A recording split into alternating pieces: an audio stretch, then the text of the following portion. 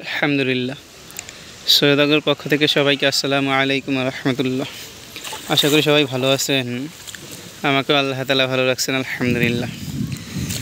আসলে কৃষিকাজ বর্তমানে অনেক বেশি চ্যালেঞ্জিং হয়ে গেছে। আপনাদেরকে এতদিন সবসময় শুধু সুন্দর গাছগুলোকে দেখাইছি, যে কত সুন্দর গাছগুলো লাগাইছি, 30-35 দিন পরে সুন্দর একটা ফলন চলে আসছে, বাজারে বিক্রি করছি, ভালো একটা টাকা আসছে, আলহামদুলিল্লাহ। তো আপনারা একটু আমাদের দক্ষিণ অঞ্চলের অবস্থা, আসলে যারা দক্ষিণ অঞ্চলে নাই, যারা উত্তরবঙ্গে আছেন বা অন্য অন্য সাইডে আছেন, তারা হয়তো আমাদের এইখানের অবস্থাটা বুঝতে পারবেন না, যে কী পরিমাণে বৃষ্টি হইতেছে গত 1 মাস যাবৎ।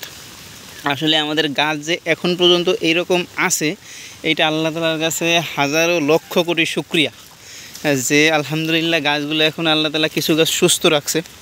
আর এই পাশে তো ম্যাক্সিমাম গাছ একেবারে দেখেন যে জ্বালাই নেই, মানে কি অবস্থা। আসলে এইটা আমাদের কিন্তু অনেক উঁচু একটা জমি, মানে পানি বৃষ্টি হইতে দেরি আছে, পানি জানতে দেরি নাই, মাত্র বৃষ্টি হয়েছে, এখনও বৃষ্টি হইতেছে, প্রচুর পরিমাণে বৃষ্টি হয়েছে।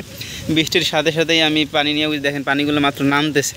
বৃষ্টির সাথে সাথে আমি আর কি মোবাইল নিয়ে চলে আসছি আপনাদেরকে ভিডিও করার জন্য, দেখানোর জন্য। তো গত পরশু দিন প্রায় 1 মাসের মধ্যে মাত্র 2 দিন, গত শনিবার আর রবিবার, এই 2 দিন হালকা হালকা একটু মানে রৌদ্র ছিল, মানে হালকা একটু বৃষ্টি কম ছিল। এর মধ্যেই আমরা দেখা গেছে জমির প্রায় অর্ধেক মাচাটা, অর্ধেক বাঁশটা গাইরা ফেলছি, আর কিছু করতে পারিনি। যে এই পাশের অংশটা দেখেন পুরাটা ফাঁকা। আর অন্তত এই পাশে অবশ্য গাছও তেমন বেশি নাই। যে কি করব আসলে, বীজ মানে কতবার যে বীজ লাগাইছে এটা কিন্তু এটা আমি আর কি মানে আমার মনে হয় না যে আমি আমার চাষাবাদের বয়সে এতবার একটা জমিতে বীজ লাগাইছি। কারণ প্রতিবার বীজ লাগাইছি, আর বীজ নামানোর সাথে সাথে দেখা গেছে বৃষ্টি, তুমুল বৃষ্টি, বীজগুলো সবগুলো পচে গেছে। আর এই গাছগুলো দেখেন, এই পাশেও গাছ কিন্তু খুবই কম এই গাছ, তারপর ওইটা ভইরা যাবে ইনশাল্লাহ। এটা পরবর্তীতে আবার কিছু লাগানো হয়েছিল, সেই গাছগুলো ওই যে উঠতেছে। জানি না আসলে কি আছে কপালে। কৃষিকাজ করা অনেক বেশি চ্যালেঞ্জিং হয়ে গেছে, অনেক বেশি কঠিন হয়ে যাইতেছে আমাদের এইখানে।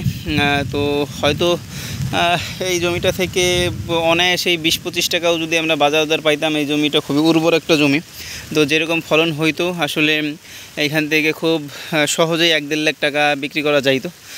তো আসলে কি থেকে কি হয় বলতে পারবো না, যে কৃষিতে টিকে থাকাটাই অনেক বেশি কষ্টকর হয়ে যাইতেছে। যে দেখেন গাছের অবস্থা প্রচুর, মানে আমি আমার লাইফে আর কি এত বৃষ্টি দেখিনি। সবাই একই কথা বলতেছে যে আসলে বৃষ্টি হয় ঠিক আছে, আজকে একদিন হয়, আবার 2 দিন গ্যাপ দেয়, আবার 2 দিন হয় টানা, 3 দিন গ্যাপ হয়, বা 1 সপ্তাহ যদি টানা হয় তাহলেও দেখা যায় আবার মাঝখানে আবার 2-3 দিন গ্যাপ হয়। কিন্তু ওই টানা গত বৃহস্পতিবারের মানে গত শুক্রবার হলে বৃষ্টি থামছে, টানা 1 সপ্তাহ এক রিদমে বৃষ্টি হওয়ার পরে এরপরে মাঝখানে মাত্র 2টা দিন, মানে 2টা দিনে তাও বৃষ্টি হয়েছে অল্প, মানে 2টা দিনে আমরা কাজ করতে পারছি। সেই 2 দিনের পর আবার আজকে থেকে গতকালকে থেকে প্রচুর পরিমাণে বৃষ্টি, আবার কাজ করা বন্ধ হয়ে গেছে। এর মধ্যে লেবার আসে না, লেবার আইসাও কী করবে দেখেন, যে এর মধ্যে যদি বাঁশ আমরা গাড়বো কীভাবে গাড়বো, বৃষ্টি হইতেছে, গদ করতেছে, এই গদ পানি দিয়ে ভরে যাইতেছে না, কিছু করা যাইতেছে। এই গাছগুলো একেবারে দেখবেন আর 4-5 দিনের মধ্যেই নিচ দিয়া আর কি বিছানো শুরু হবে। তো দেখা গেছে স্প্রে করতে পারতেছি না, পোকামাকড়ের আক্রমণ করতেছে আর কি মানে কী থেকে কী হয়ে যাইতেছে আল্লাহ তাআলাই ভালো জানে এবার কি হয়। আর সবজির বাজার দরও তেমন একটা বেশি ভালো না, দেখা গেছে যে অনেক কষ্ট করে যদি ফলাইও তাও যে আহামরি তেমন একটা দাম পাবো বিষয়টা কিন্তু তা না। কারণ অন্য জায়গায় কিন্তু সবজি ভালো হইতেছে, অন্য জায়গায় কিন্তু তেমন একটা বৃষ্টি নেই। উত্তরবঙ্গে একজনের সাথে দেখলাম যে উনি বললো যে ভাই প্রায় 1 মাস যাবৎ কোনো বৃষ্টিই নেই। তো একই দেশে 2 জায়গায় 2 রকম অবস্থা।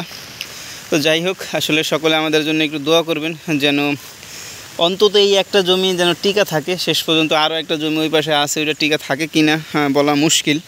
এই একটা জমিতে যদি টিকা থাকে, একটা জমি থেকে যে কন্টিনিউ 10-12টা 15টা হারভেস্ট করতে পারি, তাহলে দেখা যাবে কৃষিতে টিকা থাকা আমাদের জন্য সহজ হবে। আর নাইলে আর কিছু করার থাকবে না। ওই পাশের যতগুলো জমি আছে সবগুলোতে পানিতে পরিপূর্ণ, মানে সব কিছু তৈরি করে রাখছিলাম যে সব কিছু করবো 2-1 দিনের মধ্যে, বা মানে আসলে জমি যে প্রস্তুত করব সেইটারই কোনো সুযোগ নেই, কি বলবো আপনাদেরকে।